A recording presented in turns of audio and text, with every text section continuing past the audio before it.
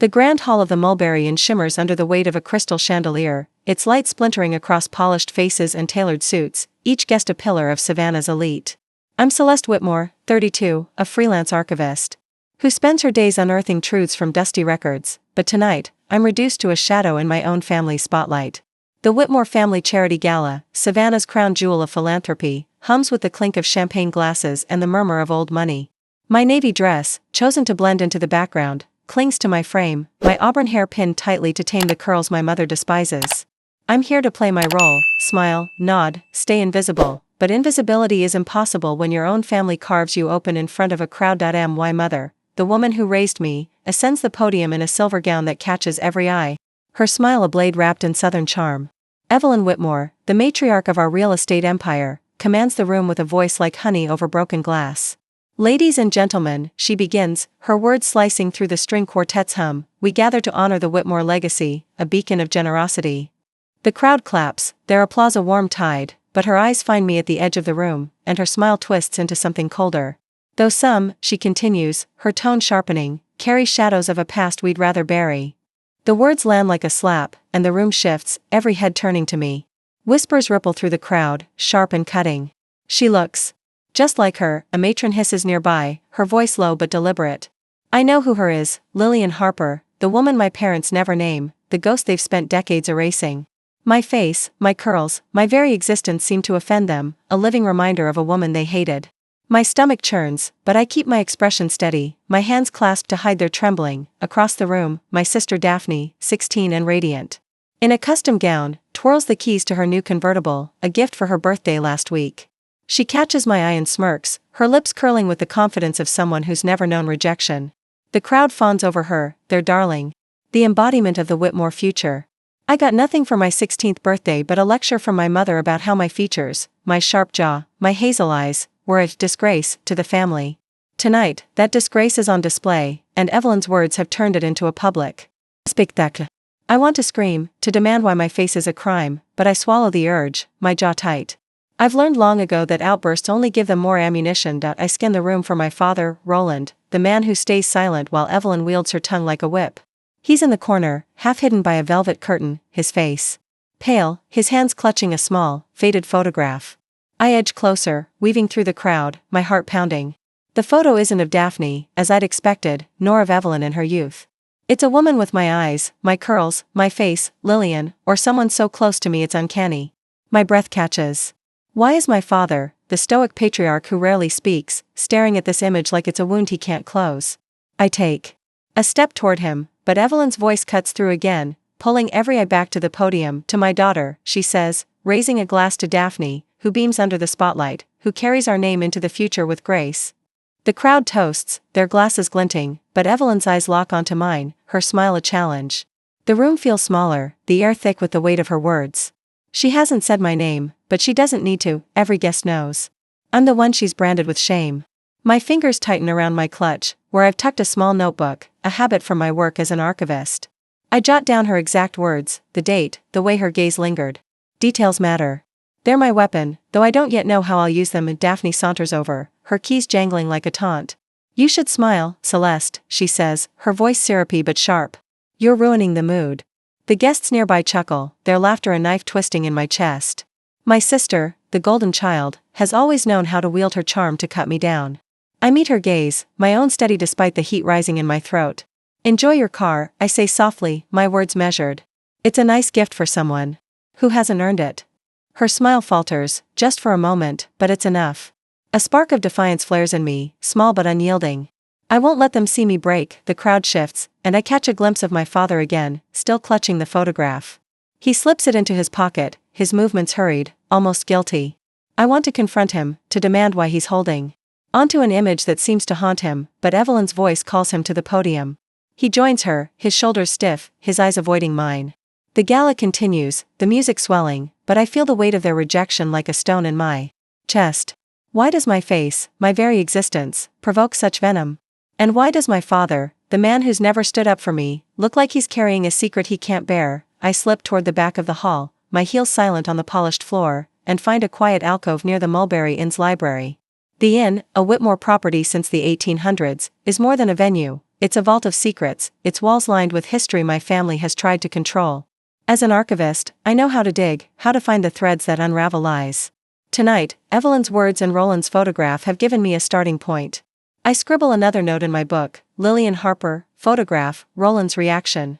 It's not much, but it's a crack in their perfect facade, a clue to why they hate the face I see in the mirror. The gala's lights dim for a slideshow, a montage of Whitmore achievements, but I barely hear the narration. My mind is on that photograph, on the name Lillian, on the way Evelyn's voice trembled when she spoke of shadows. I think back to a moment years ago, when I was 12, sitting on our mansion's porch, sketching the oak trees. My mother had snatched my drawing pad, her face twisting as she stared at me. "You look too much like her," she'd said, the words seared into my memory. I didn't know who her was then, but tonight, I'm starting to. The question burns: what did Lillian do to earn their hatred, and why am I the one paying for it? As the crowd applauds the slideshow, I step into the library, its shelves heavy with leather-bound books and the faint scent of aged paper. I run my fingers along the spines, my archivist's instinct kicking in. The Mulberryan has records, ledgers, guest books, whispers of the past. If Lillian was here, if she left a mark, I'll find it. I pause at a shelf, my eyes catching on a dusty volume, a guest ledger from the 1980s. My heart races. This is where I'll start, where I'll find the truth about the woman they hated, and why they've turned that hatred on me. What would you do if your own family stood you up in front of a crowd, branding you with a shame you don't understand? I don't have the answer yet, but I know one thing: I won't stay silent. Not anymore. The air in my small apartment above the bookstore carries the faint scent of old paper and river dampness, a quiet refuge from the sting of last night's gala. My mother's words still burn in my ears, her public jab about shadows and pasts. Best forgotten cutting deeper than I'll ever admit. I sit at my desk, the Mulberryan's guest ledger from 1985 open before me, its pages brittle under my fingers. My work as an archivist has taught me that history hides its truths in the margins, and tonight, I'm hunting for Lillian Harper, the woman whose name makes my family flinch, the woman whose face I'm cursed to carry. The ledger's ink is faded, but her name leaps out in elegant cursive: Lillian Harper, room 12, extended stay, June 1985. My pulse quickens. This is the first solid trace of her, a woman my parents have erased from our story, yet whose shadow they've draped over me. I flip through the pages, my eyes scanning for anything that might explain why my resemblance to Lillian is a crime. The inn, a Whitmore heirloom, has always been more than a building. It's a vault of secrets, its oak-paneled walls soaking up decades of whispers.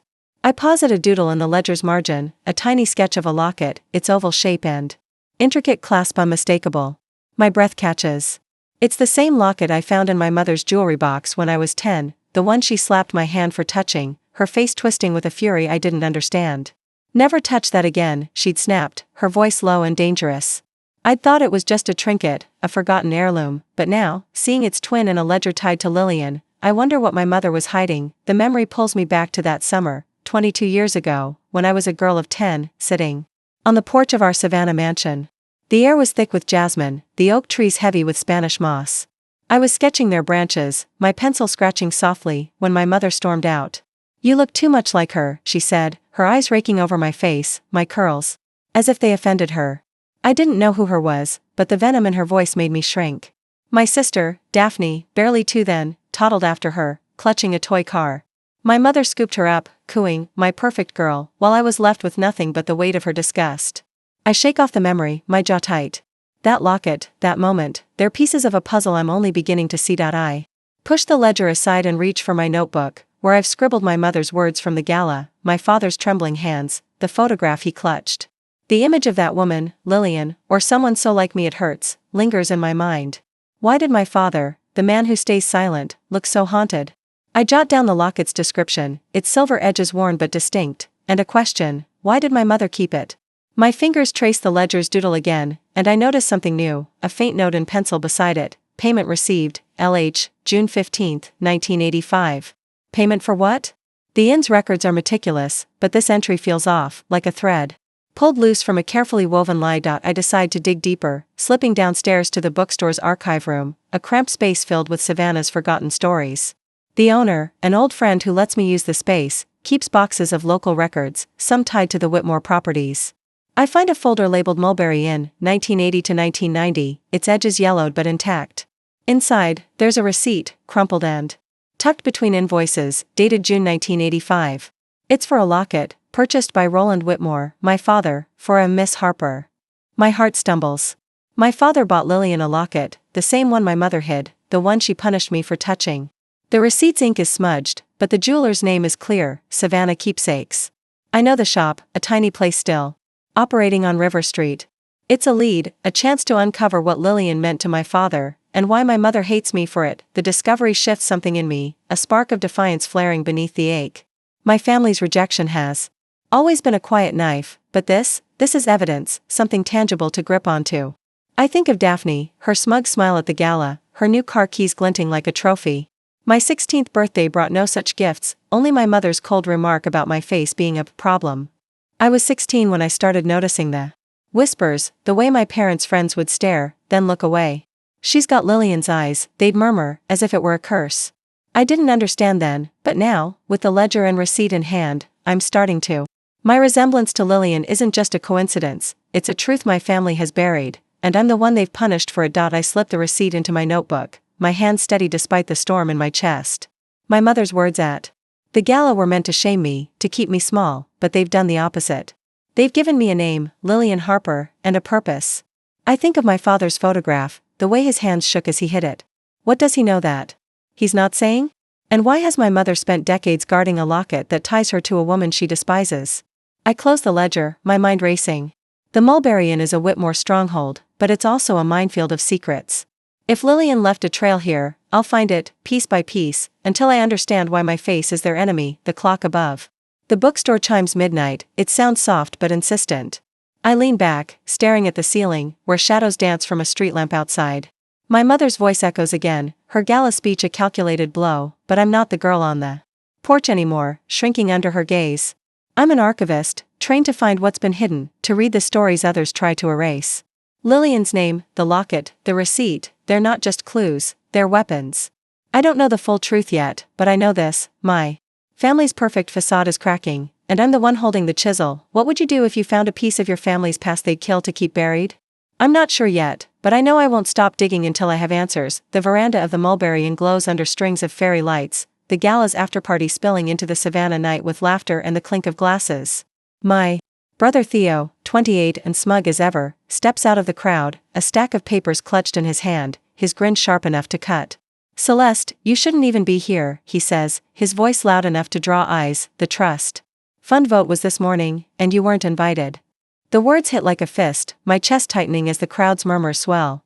The Whitmore Trust Fund, the cornerstone of our family's wealth, was supposed to include me, but Theo's announcement, delivered with a smirk in front of Savannah's elite, reveals I've been cut out, branded as unstable and disloyal. My mother stands nearby, her silver gown catching the light, her smile a polished mask of approval. My sister Daphne, twirling her new car keys, laughs softly, her eyes glinting with triumph. The betrayal is raw, public, and perfectly orchestrated. A blow designed to keep me in my place, always the outcast, always the one who looks too much like the woman they despised. I force my face to stay calm, my hand steady despite the heat rising in my throat. The veranda, with its wrought iron railings and scent of magnolias, feels like a stage where my family has scripted my humiliation. I catch my father's eye. Across the crowd, his face pale, his hands still fidgeting where he'd hidden that photograph last night. I want to demand answers, about Lillian Harper, about the locket, about why my face is their enemy, but Theo's voice cuts through again. You're chasing ghosts, Celeste, he says, holding up a crumpled letter, its edges worn, stamped, return to sender. My breath catches. The envelope bears Lillian's name, addressed to our family's estate, dated 1986, the year I was born. Why would she write to them? And why is Theo, my ambitious brother who's always played the loyal son, waving it like a trophy? The crowd parts as I step closer, my voice low but steady. What's in the letter, Theo? I ask, my eyes locked on his. He laughs, a sound that grates like gravel, and tucks the letter into his jacket. Nothing you need to worry about, he says, his tone dripping with mock pity. You've already caused enough trouble. My mother moves to his side, her hand resting on his arm, a silent signal of alliance. Celeste, she says, her voice soft but venomous, you're embarrassing us again. Always digging where you shouldn't. The guests whisper, their stares heavy, and I feel the weight of their judgment, as if my very presence is a stain on the Whitmore name. Daphne sidles up, her car keys jangling. Maybe if you didn't look so much like her, she says, her voice a cruel mimicry of our mother's, we wouldn't have to keep fixing your messes. The crowd chuckles, and I'm alone in a sea of faces, my family's unity a wall I can't breach, but something shifts in me, a cold clarity cutting through the pain. I think back to the ledger I found last night, Lillian's name scrawled beside that locket doodle, and the receipt showing my father bought it for her. They're pieces of a truth my family has buried, and Theo's letter is another. I notice the way his fingers tighten around his jacket, as if the letter is a secret he's guarding too closely. My mother's smile falters for a fraction of a second, and I catch it, a crack in her composure. They're not just shutting me out of the trust fund. They're hiding something bigger, something tied to Lillian and the face I've been punished for all my life. I slip away from the veranda, my heels clicking on the inn's polished floors, and find a quiet corner near the grand staircase. My notebook, always in my clutch, comes out, and I jot down what I've seen, Theo's letter, the date, the return to sender stamp. My mind races, piecing together the fragments. The trust fund vote wasn't just about money, it was a move to silence me, to keep me from digging into a past they've worked so hard to erase. I think of my 16th birthday, when my mother gave me nothing but a lecture about my disgraceful features, while Daphne, years later, got a car and the family's adoration. The unfairness burns, but it's the letter that haunts me. What did Lillian write that they couldn't bear to read? And why is Theo, the brother who's always followed our mother's lead, so eager to flaunt it? I glance back at the veranda, where my family holds court, their laughter a facade. My father hasn't spoken, his silence a familiar weight, but I remember his trembling hands, the photograph he hid. He knows something, maybe more than my mother realizes. I make a mental note to approach him alone, away from her watchful eyes. The Mulberry Inn, with its history of Whitmore secrets, is my battleground now. I recall a memory from years ago, when I was 14, sneaking into the inn's attic with a flashlight, finding boxes of old papers my mother had ordered locked away. Those are private, she'd snapped when she caught me, her voice sharp enough to cut glass. I hadn't thought much of it then, but now, with Lillian's name in my mind, I wonder what else those boxes hold. I head toward the inn's library, where I found the ledger last night. The room is dark, its shelves heavy with the weight of history. I run my fingers along the spines, searching for anything else from 1985 or 1986, the years that seem to anchor this mystery. My hand pauses on a small, leather-bound journal, tucked behind a row of ledgers, its cover embossed with the Whitmore crest. I open it, my heart pounding, and find a single entry, dated July 1986, in my father's handwriting, Lillian left today. I couldn't stop her. My breath catches. The journal slips from my hands, landing with a soft thud. My father didn't just know Lillian, he mourned her departure, and he kept it secret all these years. Why? And why is my mother so desperate? To erase her, to punish me for a resemblance I can't control. The discovery is a jolt, like finding a hidden door in a house I thought I knew. I tuck the journal into my bag, my movements deliberate. Theo's letter, my father's words, the locket, they're threads in a web my family has spun to trap me. But I'm not trapped yet. I think of my mother's calculated words at the gala, Daphne's smug laughter, Theo's smug reveal of the trust fund vote. They think they've won, that I'll stay quiet, but they've underestimated me. I'm not just the daughter they've pushed aside, I'm the one who sees the cracks in their lies, the one who'll pull them apart. What would you do if your family cut you out, not just from their wealth, but from their truth? I'm not sure how far I'll have to go, but I know I'm done being their scapegoat. The parlor of Clara Whitmore's Victorian house smells of lavender and aged wood, its walls cluttered with sepia photographs and Savannah relics, a shrine to a past my family once buried. My Aunt Clara, the family's eccentric historian, sets a chipped teacup before me, her sharp eyes glinting with something like pity. You've stirred up a hornet's nest, haven't you, she says, her voice low, as she hands me a faded newspaper clipping from 1985. Its headline screaming scandal, Mulberry Inn guest accused of theft. The grainy photo shows a woman with my hazel eyes, my sharp jaw, Lillian Harper, the woman they hated, the one I'm cursed to resemble. Clara's words hit like a slap. Lillian was your father's first love, and your mother framed her to protect the Whitmore name. The revelation cracks open the lies I've been fed, and I realize my family's rejection isn't just about my face, it's about a secret they've bled to keep. I grip the clipping, my fingers trembling, but I keep my face still, my breath measured. Clara's parlor, with its creaking floorboards and ticking grandfather clock, feels like a confessional, a place where the Whitmore facade can't hold. I think of my mother's venom at the gala, my brother Theo's smug reveal of the trust fund vote, the letter he waved with Lillian's name. The clipping confirms what I've suspected. Lillian was no thief, but a scapegoat for my mother's sins. Clara leans back, her silver hair catching the lamplight, and adds, your mother mismanaged the trust fund back then, nearly bankrupted us. Blaming Lillian saved her reputation, and her marriage. My chest tightens. My mother didn't just erase Lillian, she built her empire on a lie, and I've been paying the price for it. The memory of my 16th birthday surfaces, unbidden, sharp as a blade. I was sitting at the family's mahogany dining table, hoping for a moment of warmth, when my mother glanced at me and said, "Your face is a reminder of our mistakes." No gift, no celebration, just those words, carving me out of their world while Daphne, years later, got a car and their adoration. I shake off the memory, focusing on Clara's words. She pulls out another relic, a yellowed ledger page from the Mulberry Inn, not the one I found but a different one, marked confidential. It lists a payment to Lillian Harper, dated July 1985, labeled repayment for services. Services? The inn's records never mentioned her working there. Clara's eyes narrow. Your mother claimed it was hush money, to keep Lillian quiet about her affair with your father, she says, her voice barely above a whisper. But I think it was more than that. The air shifts, heavy with the weight of her words. My father loved Lillian, not just as a fleeting romance but enough to risk everything. I think of his trembling hands, the photograph he hid, the journal entry I found, Lillian left today. I couldn't stop her. My mother's hatred, her obsession with my resemblance, isn't just jealousy, it's fear of a truth she's buried. I trace the ledger page, my archivist's instincts kicking in. The payment amount is small, too small for blackmail, but the date aligns with the locket receipt I found. Was it a cover-up, or something deeper? I jot down the details in my notebook. My hand steady despite the storm inside me. Clara watches, her expression unreadable. You're not the only one they've hurt, she says, her voice softening.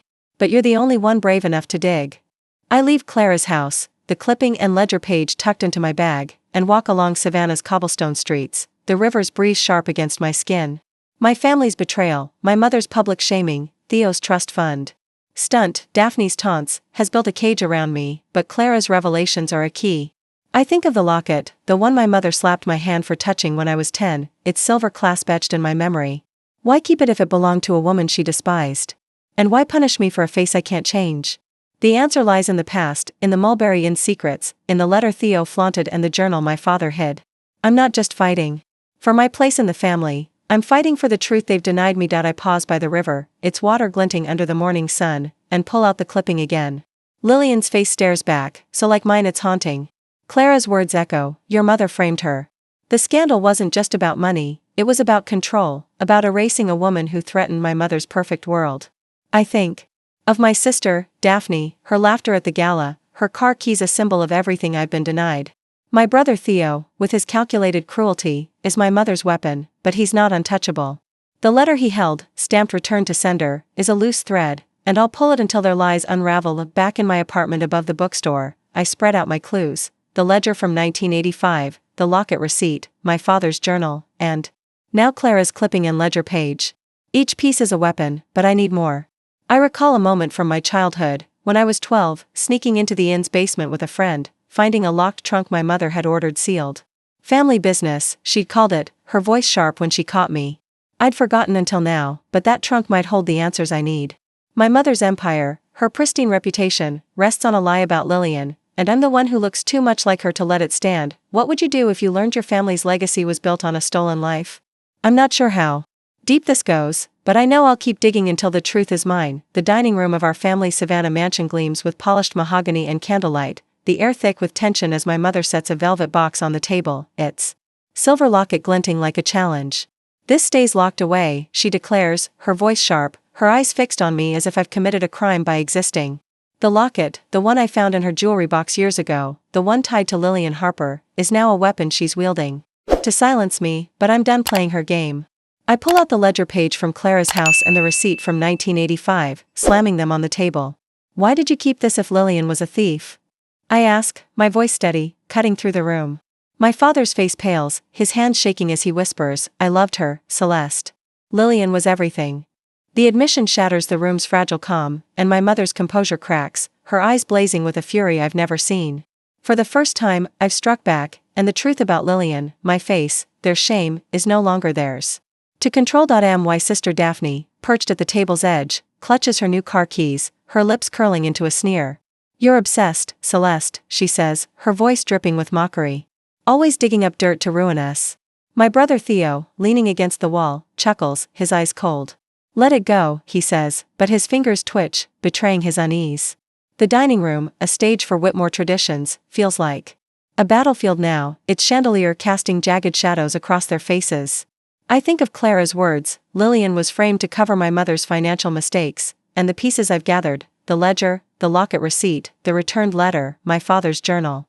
They're not just clues, they're proof of a lie my family has lived for decades, and I'm the one they've punished for it. I hold my mother's gaze, her silver gown from the gala replaced by a tailored blazer, but her authority is the same.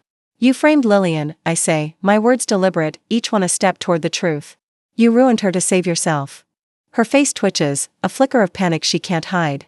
My father, the man who stayed silent my whole life, looks at me, his eyes wet. She didn't deserve what happened, he says, his voice breaking. I wanted to tell you, but Evelyn, he trails off, glancing at my mother, whose hands clench into fists. The room feels smaller, the air charged with the weight of his confession.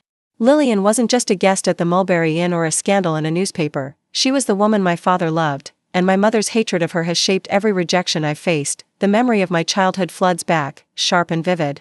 I was 11, hiding in the inn's attic, finding a locked box my mother had forbidden me to touch. Some things are better left alone, she'd said, her voice cold, her eyes on my face, my curls, my jaw, the features she despised. I'd thought it was just her temper, but now I see it. She wasn't protecting the family's legacy, she was protecting her lie. The locket, the one she's now demanding we bury again, is a symbol of that lie, a relic of Lillian's truth. I step closer to the table, my fingers brushing the ledger page. Why keep it? I ask again, my voice low but unyielding. If Lillian was nothing, why hide this locket like it's a secret you can't face? My mother's control snaps.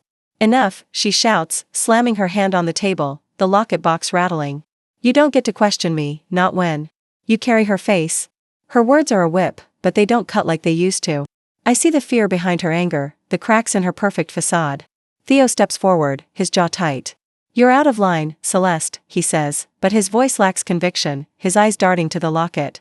Daphne, usually so quick to taunt, stays silent, her fingers tightening around her keys. My father's confession has shifted something. A fault line in their unity, and I'm the one who's found it. I pick up the locket, its silver cool against my palm, and hold it up. This belonged to Lillian, I say, my eyes on my mother. And you've spent my whole life punishing me for looking like her. My father makes a choked sound, his hand reaching out as if to take the locket, but he stops himself. I gave it to her, he says, almost to himself. Before everything fell apart. The room goes still, the weight of his words sinking in. My mother's face is a mask of rage, but there's something else, guilt, maybe, or dread. She's not just hiding Lillian's story. She's hiding what it cost her, what it cost me. I slip the locket into my pocket, my movements deliberate. I'm not letting this go, I say, my voice calm but ironclad. Not the locket, not Lillian, not the truth. My mother's eyes narrow, but she doesn't speak. Theo shifts uncomfortably, his usual smugness gone. Daphne looks away, her bravado faltering. I think of the trust fund vote, Theo's cruel announcement, my mother's public shaming at the gala. They've built a world where I'm the outcast, the one who looks too much like the woman they hated, but tonight, I've turned their weapon against them. I leave the dining room, the ledger and receipt in my bag, my father's words echoing in my mind. The Mulberry Inn, with its locked boxes and hidden journals, holds more secrets, and I'll find them. I think of Clara's clipping, the payment to Lillian, the letter Theo flaunted. My mother's empire is built on a lie, and my father's silence has protected it, until now. As I step into the savannah night, the river's breeze cool against my skin, I feel the weight of the locket in my pocket. It's not just a trinket, it's a key to a truth my family fears, and I'm the one holding it. What would you do if you faced your family's lies head-on, knowing the truth could break them? I'm not sure how much it'll cost me, but I'm ready to find out. The oak-paneled study of the Mulberry Inn hums with the quiet buzz of Savannah's elite, gathered for a charity board meeting, but my mother's voice cuts through as she announces a new Whitmore scholarship in Daphne's name, her eyes sliding to me with a venomous smile.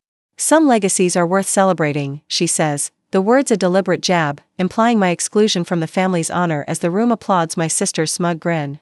I stand at the back, clutching a folder of damning evidence, ledgers, receipts, and a newspaper clipping, ready to confront the lie that Lillian Harper was a thief. But before I can speak, Marcus Tate, the family's former accountant, steps forward, his weathered hands holding a ledger marked 1985 private accounts. Evelyn falsified the books, he declares, his voice steady, blaming Lillian to cover her own mismanagement. The room gasps, my mother's face drains of color, and I seize the moment, sending an anonymous email from my phone, attaching scanned copies of the evidence to every board member. The truth about Lillian, the woman I resemble, is no longer buried, and my family's empire begins to crack under the weight of their own lies. Marcus, a gray-haired man with a quiet intensity, meets my eyes, his nod subtle but firm. I'd tracked him down after Clara's revelations, finding him in a modest apartment on the edge of Savannah, where he'd kept records my mother thought destroyed. The study, with its leather-bound books and heavy drapes, feels like a courtroom now, every whisper a verdict. My mother recovers quickly, her voice sharp. "This is nonsense," she snaps, her hands gripping the podium. Marcus was fired for incompetence. But the board members shift uncomfortably, their phones buzzing with my email, the subject line stark, Whitmore secrets exposed. I keep my face neutral, my heart pounding as I watch her control slip, her carefully crafted image unraveling before Savannah's most powerful. My sister Daphne, seated at the front, twirls her car keys, her eyes darting between our mother and me. "You're pathetic, Celeste," she hisses, loud enough for the front row to hear, ruining everything for attention. My brother Theo, standing beside her, smirks, but his fingers fidget, betraying his unease. I think of the locket confrontation. My father's broken confession about loving Lillian, my mother's rage when I refused to back down. Marcus's ledger, with its meticulous entries, shows payments diverted from the trust fund to cover my mother's errors, pinned on Lillian. To protect the Whitmore name. I step forward, my voice calm but cutting. "You called Lillian a thief," I say, addressing my mother directly, "but these records show you moved money to hide your mistakes." The room falls silent, every eye on her, and for the first time, I see fear in her gaze. The memory of my childhood stings, sharp and unyielding. I was 13, standing in the inn's basement, staring at a locked trunk my mother had ordered sealed. "Don't meddle," she'd warned, her voice cold, her eyes on my face, my curls, my jaw, the features she loathed. I'd thought it was just her temper, but now I know, she was hiding the truth about Lillian, about her own failures. Marcus's ledger confirms it, and my email ensures the board knows too. I glance at my father, his face ashen, his hands clasped tightly. His silence has always been his complicity, but his confession about Lillian shifted something in me. He's not just a bystander anymore, he's a witness to my mother's lies, and I'll use that. Theo steps closer, his voice low but venomous. "You're digging your own grave, Celeste," he says, his eyes flicking to the board members checking their phones. But his bravado falters when Marcus speaks again. "I kept copies," the old accountant says, holding up another ledger page. "Evelyn threatened me to stay quiet, but I'm done." The room erupts in murmurs, and I feel a surge of triumph, tempered by the weight of what's at stake. My mother's empire, built on Lillian's ruin, is crumbling, and I'm the one holding the hammer. The email, sent from a burner account I set up last night, includes Clara's newspaper clipping and the locket receipt, tying every piece to my mother's deception. I think of my sister's 16th birthday, the car keys she flaunted while I got nothing but my mother's scorn. The trust fund vote, Theo's cruel reveal, the locket confrontation, they're all part of the same lie, one that painted Lillian as a villain and me as her echo. But now, with Marcus's evidence and my email, the truth is spreading, unstoppable. I catch my father's eye, and for a moment, he looks at me not with guilt but with something like pride. "You're like her," he whispers, so soft I barely hear it, but the words land heavy. Lillian wasn't just his love, she was someone who fought, someone who refused to be erased, and I'm carrying her fire. My mother tries to rally, her voice rising. "This is a family matter," she says, her tone desperate now, not for public display. But the board members are already whispering, their phones lighting up with my email's attachments. I've turned their own stage against them, the Mulberryans' grandeur now a backdrop for their downfall. I slip my notebook from my bag, jotting down Marcus's words, the board's reactions, the crack in my mother's voice. Every detail is a weapon, and I'm building an arsenal. The locked trunk in the inn's basement, the one I saw as a child, looms in my mind.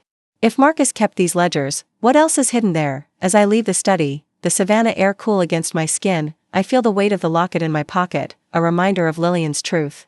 My family thought they could bury her, bury me, but I've lit a fuse they can't extinguish. The email is spreading, whispers of the Whitmore scandal already rippling through the town. My mother's legacy, Daphne's privilege, Theo's ambition, they're all teetering, and I'm not done yet. What would you do if you could expose your family's lies to the world, knowing it might destroy them? I've made my choice, and there's no turning back. The grand staircase of the Mulberry Inn creaks under my steps as I descend from the attic, clutching a brittle envelope containing a love letter from Lillian Harper to my father, its ink faded. But words searing, "I'll always carry you, Roland, no matter what they take." The letter, found in the locked trunk I'd remembered from childhood, is a bombshell, and I unveil it at the Whitmore family's annual board dinner, where my mother's poised smile falters as Clara, my aunt, stands to corroborate. Evelyn drove Lillian out, Clara declares, her voice steady, and lied to protect her own mistakes. The room, filled with Savannah's elite, erupts in gasps, my mother's reputation shattering as whispers of her deceit spread like wildfire. My sister Daphne drops her wine glass, her face pale, while my brother Theo's smug facade cracks, his hands gripping the table. The letter, paired with Clara's testimony, is the blade I've wielded to cut through decades of lies, and the Whitmore name, once untouchable, now teeters on the edge of ruin. The dining hall, with its crystal chandeliers and polished silver, feels like a stage where my family's secrets are finally exposed. I hold the letter aloft, its delicate paper trembling in my grip, and meet my mother's eyes. You blamed Lillian for your failures, I say, my voice calm but unyielding, and punished me for looking like her. My father, seated at the table's head, stares at the letter, his face a map of regret. I should have fought for her, he murmurs, his voice barely audible, but the words land like a confession. The board members, once loyal to my mother's charm, shift uncomfortably, their murmurs growing louder as Clara steps forward, her historian's precision cutting through the haze. I found records, she says, producing a ledger page I hadn't seen, marked with my mother's initials approving a false theft charge against Lillian in 1985. The room's air thickens, the truth no longer deniable. Daphne, her car keys absent tonight, glares at me, her voice sharp. You're destroying us, Celeste, she says, but her usual venom lacks force, her eyes darting to our mother for rescue. Theo, always my mother's enforcer, tries to intervene. This is a stunt, he snaps, but his voice wavers, his confidence undone by the weight of evidence. I think of the email I sent, the ledgers Marcus provided, my father's admission of love for Lillian. Each piece has built to this moment, where my family's carefully curated image unravels. The letter in my hand, written in Lillian's elegant script, speaks of love and loss, but also of defiance. They can't erase me, Roland. I feel her strength in my bones, a fire that's fueled my fight against the family that cast me out. The memory of my 16th birthday stings, a day when my mother's cold words about my face cut deeper than any silence. I was left with nothing. While Daphne, years later, was handed a car and the family's adoration. Now, standing in this hall, I'm rewriting that story. Clara's testimony, paired with the letter, confirms what Marcus revealed. My mother falsified records to frame Lillian, protecting her own mismanagement of the trust fund. The board members' phones buzz with notifications. My email from the last meeting has spread, and now this public unveiling amplifies the scandal. Savannah's elite, once my mother's allies, are turning, their whispers a chorus of doubt. I step closer to the table, my eyes locked on my mother. You built your legacy on Lillian's pain, I say, my voice low but piercing. And you punished me for it. Her face twists, a mix of rage and fear, but she doesn't speak. The letter, the ledger, Clara's words, they're a noose tightening around her empire. I think of the locket, still in my pocket, its silver clasp a reminder of Lillian's truth. My father's eyes meet mine, and for the first time, I see not just guilt but a flicker of resolve. I failed her, he says, louder now, addressing the room. And I failed you, Celeste. The admission is a crack in the Whitmore foundation. One I've widened with every clue I've uncovered. Clara hands me another document, a notarized statement from 1986, signed by a lawyer who witnessed my mother's campaign to discredit Lillian. She threatened anyone who spoke up, Clara says, her voice carrying the weight of years spent silent. The board members lean forward, their faces a mix of shock and fascination. My mother tries to rally, her voice rising. This is a family matter, she insists, but the words fall flat, her authority eroded. Theo shifts, his eyes darting to the exit, while Daphne's hands tremble, her usual bravado gone. The letter, with its raw honesty, has done more than expose my mother. It's given me back the power she stole. I slip the letter into my notebook, my movements deliberate, as the room's murmurs grow into a storm. The Mulberry Inn, once a fortress of Whitmore secrets, is now a battlefield where I've claimed victory. I think of the locked trunk, the ledgers, the locket, all pieces of a puzzle that point to a truth my family feared. Lillian was more than a scapegoat. She was a woman who loved fiercely, whose face I carry, whose story I'm reclaiming. My mother's empire, Daphne's privilege, Theo's ambition, they're collapsing under the weight of their own lies, and I'm the one who's brought them down. As I leave the dining hall, the Savannah night cool against my skin, I feel the locket's weight in my pocket, a talisman of my resolve. The whispers of the board members follow me, the scandal now a fire spreading through the town. My family thought they could erase Lillian, erase me, but I've turned their secrets into a weapon. There's more to uncover, and I'm not done yet. What would you do if you held the truth that could end your family's lies forever? I've chosen to wield it, and I'm ready for what comes next. The Savannah Riverfront Cafe hums with the clink of coffee cups and soft jazz, but my mother's voice slices through as she leans across the table, her eyes cold, and hisses, "You've ruined us, Celeste, and you'll pay for it." Her threat, delivered in front of a small crowd of locals who've seen the viral whispers of our family scandal, is a desperate attempt to reclaim control, but I'm done being her scapegoat. I've come to meet Lillian Harper, the woman whose face I bear, and as she steps into the cafe, her hazel eyes mirroring mine, she hands me a worn journal, its pages filled with her truth. "They took everything from me," Lillian says, her voice steady, "but they couldn't take you." The words hit like a revelation, confirming she was not just my father's lost love but a woman wronged by my family's lies, and I launch my blog, Savannah Secrets, with a post titled "The Face They Hated," exposing the Whitmore deception to the world. The post spreads like fire, and my mother's empire, already crumbling, faces its final reckoning. Lillian sits across from me, her silver-streaked hair catching the cafe's dim light, her presence both familiar and foreign. My hands tremble. As I open her journal, its pages brittle, inked with entries from 1985. One stands out, dated the day she left Savannah, Evelyn 1, "But I'll protect what's mine." I feel the weight of her words, the locket in my pocket a silent echo of her fight. My mother, seated at a nearby table, glares, her polished facade fraying as locals whisper, their phones buzzing with my blog post. The scandal, fueled by Marcus's ledgers, Clara's testimony, and Lillian's letter, has stripped her of the Whitmore name's untouchable aura. My sister Daphne, hovering behind our mother, clutches her phone, her face pale as she reads the post's rising views.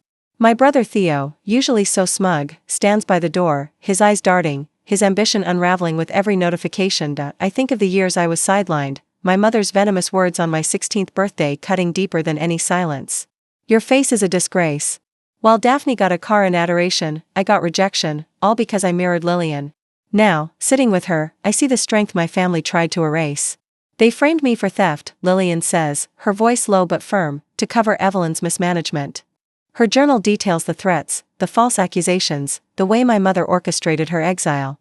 But there's more, a sketch of the locket, a note about a promise to my father, and a cryptic line, "My heart stays with her." My breath catches. The journal isn't just proof of her innocence, it's a bridge to a truth I'm only beginning to grasp. The cafe's murmurs grow as my blog post gains traction, its words raw and unsparing. The Whitmores built their legacy on a lie, punishing me for a face they couldn't control. I glance at my mother, her hands clenched, her eyes betraying a flicker of fear. She thought her threat would silence me, but it's only fueled my resolve. Lillian's presence, her journal in my hands, is a victory my family can't undo. I think of Clara's revelations, Marcus's ledgers, the love letter I found in the inn's trunk. Each piece has led me here, to this moment where I'm no longer the outcast but the one rewriting the story.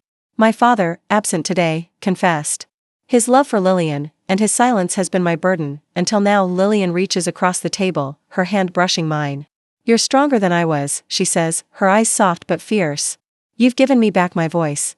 Her words stir something deep, a mix of pain and power. I think of the locked trunk, the ledgers, the locket, all relics of a truth my family buried. My mother rises, her voice sharp.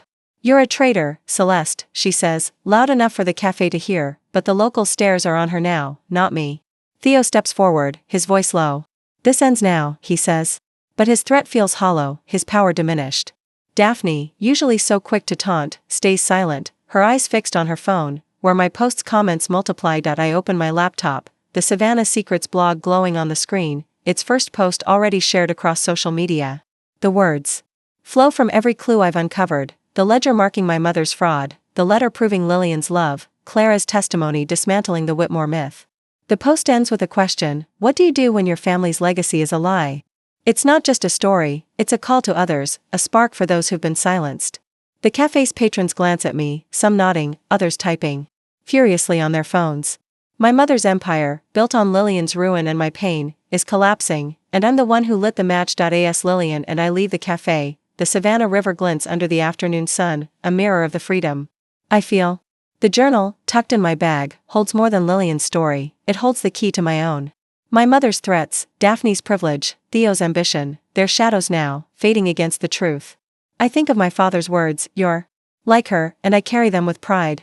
The blog is my beginning, a way to honor Lillian and reclaim my place. There's one final truth to uncover, and I'm ready to face it. What would you do if you met the person your family tried to erase? And found your own truth in their story? I found mine, and I'm just getting started. The Mulberry Inn's attic smells of dust and old secrets, but as I sit cross-legged on its creaking floorboards, holding Lillian Harper's journal, its final entry shatters everything. My daughter, born April 1993, carries my heart, even if I can't hold her. The words confirm what I, Celeste Whitmore, a 32-year-old archivist, have suspected. Lillian is my mother, not the woman who raised me, and the Whitmore name I've carried is a lie woven to erase her. I post the truth on my Savannah Secrets blog, titled The Daughter They Denied, and it explodes across social media, with thousands sharing the story of a family's deceit and a woman's redemption. My mother's empire, built on framing Lillian for theft, collapses as Savannah's elite turn away, their whispers now condemning her. My sister Daphne, once the favored child, and my brother Theo, her scheming ally, stand silent as the blog's comments flood with support for me, the outcast who looks too much like the woman they hated. Lillian's journal, my final weapon, has rewritten my identity and their legacy, and I'm no longer their shadow. I'm free. The attic, lit by a single bulb, feels like a sanctuary, its shadows softer than the ones I've lived under. Lillian's journal, its pages worn but words vivid, details her love for my father, her exile, and the daughter she was forced to leave behind. I named her Celeste, she wrote, for the stars I'd never see again. My hand steady as I trace the words, my resemblance to her, hazel eyes, sharp jaw, no longer a curse but a truth. My mother, the woman who raised me, orchestrated Lillian's ruin to hide her own financial failures, and I've spent my life paying for it. The blog post, raw and unsparing, lays out every clue: the ledger from 1985, the locket receipt, the returned letter, Clara's testimony, Marcus's records, Lillian's love letter. It's not just my story, it's Lillian's, and it's resonating across Savannah, across screens, across hearts. Downstairs, the inn's grand hall is quiet, the Whitmore name no longer a beacon of prestige. My mother, once the queen of this town, has retreated, her calls to allies unanswered. Daphne, her car keys a distant memory, avoids my gaze, her privilege stripped by the truth. Theo, always calculating, has left town, his ambition no match for the scandal I've unleashed. I think of the gala, where my mother's venom first marked me as an outsider, and my 16th birthday, when her words, "You're a reminder of our shame," cut deeper than silence. Every rejection, every sidelong glance, was because I carried Lillian's face, her blood. Clara, my aunt, sits beside me in the attic, her eyes soft. "You've done what I couldn't," she says, handing me a photograph of Lillian holding a newborn, me. The image is a final piece, a truth my family couldn't bury. The blog's reach grows, its comments filled with stories from others, children shunned, secrets kept, legacies built on lies. I read one entry aloud to Clara: "Your story gave me courage to face my own family's silence." My mother's empire, Daphne's entitlement, Theo's schemes, they're crumbling, but I feel no triumph, only clarity. Lillian, who I met in the cafe, gave me her journal and her truth, but also her strength. Her final entry, written years after she left, reads, "They took my name, but not my heart." I carry that heart now, not as a Whitmore, but as Celeste Harper, a name I claim for the first time. The attic's air grows still as I close the journal, the locket in my pocket a quiet reminder of my real mother. My father, broken by his silence, called me yesterday, his voice heavy. "I should have told you," he said, but I didn't need his apology, I needed the truth, and I found it. The blog, now a movement, has turned my pain into a platform. A voice for those like me. Savannah's river glints outside, its current steady, like the resolve I've built. My mother's lies, my family's rejection, they were walls, but I've torn them down, brick by brick. With every clue I uncovered, what would you do if you discovered your life was built on someone else's lie? I chose to fight, and I found my truth. I sit back, the attic's silence wrapping around me like a shield, and reflect on the war I've fought, not with tears or rage, but with the quiet precision of an archivist piecing together a shattered history. The gala's sting, the ledger's secrets, the locket's promise, Lillian's journal, they were battles, each one stripping away the Whitmore myth. My family saw my face as a flaw, a reminder of a woman they despised, but it was my strength, a map to the truth. The lesson isn't about forgiveness or revenge, it's colder, truer. You don't owe your loyalty to those who betray you, not even family. Blood doesn't bind you to lies, it frees you to choose your own name. For those of you, especially in your later years, who felt the weight of a family's unfairness, whether it's a sibling favored, a parent's silence, or a legacy that excluded you, know this: your truth is yours to claim, not theirs to define. Dig for it, quietly, relentlessly, as I did with every ledger and letter, and build something new from the ruins. To everyone reading, you've walked this path with me, seen the lies unravel, felt the sting of a family's rejection. If you've ever been pushed aside, told you're not enough, or carried the shadow of someone else's shame, this is for you. Your story matters, and you have the power to rewrite it. Take that first step, ask the question, open the box, find the truth, and don't let anyone silence you. I'm here, proof that the outcast can rise, not with anger, but with clarity. If you want to see more stories like this, ones that uncover the hidden and give voice to the silenced, join me on Savannah's Secrets, subscribe, and let's keep telling the truths that matter.